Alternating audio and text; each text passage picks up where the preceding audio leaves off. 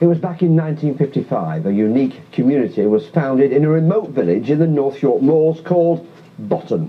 It was created so that adults with learning disabilities could live in family homes with volunteers, having the same chance as anyone else to experience family and community life. Now, there are now 75 Camphill communities across the world, all run on the same ethos, and 36 of them are in Britain. Volunteers at BOTTON have always worked for no salary, instead having all their expenses met by the charity. Managers at the Camphill Village Trust who run BOTTON want to stop volunteer workers and replace them with paid carers working shifts. We've reported on the controversial plans before, but now one volunteer says the way changes are being implemented is unacceptable. Carla Fowler has been to meet him. BOTTON Village is a special place. Volunteer host families share homes and lives with people with learning difficulties, giving 24-hour support for no payment. Mark Barber has worked there for 6 years, but has volunteered in Camphill communities all his adult life. He and 40 other workers at BOTTON fear they could face eviction by the trust in charge if they don't sign contracts of employment by next month. But for Mark, it's worse than that.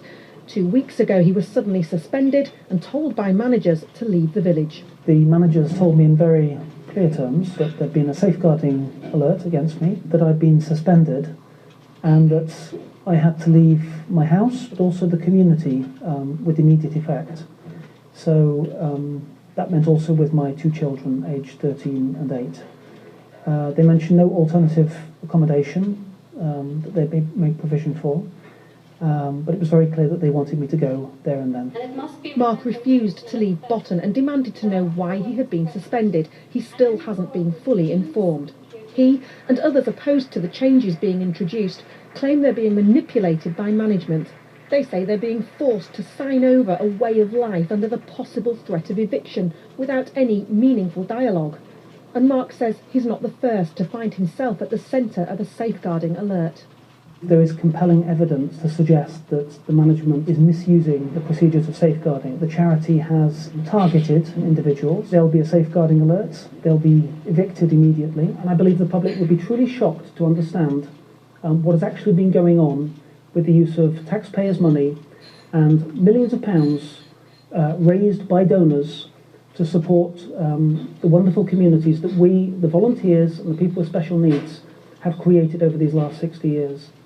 The Camphill Village Trust wouldn't let Look North film in BOTTON, but they deny all allegations of unfair behaviour. In a statement they said, "Safeguarding policies have not been misused. We report matters that may be safeguarding to local authorities in accordance with the local safeguarding policy. We may suspend a member of staff in that context. For co-workers, that may involve asking them to move to alternative accommodation. Attempts to reach an amicable solution with Mr. Barber have been unsuccessful, and he has been given 2 months' notice to leave. Other co-workers have not been asked to leave. If co-workers decide that they do not want an employed role, then the charity will not be able to continue to provide them with indefinite free accommodation and financial support." This idyllic community has become a battleground for the residents and those who support them, who are fighting to retain its original vision. Carla Fowler, BBC Look North, BOTTON.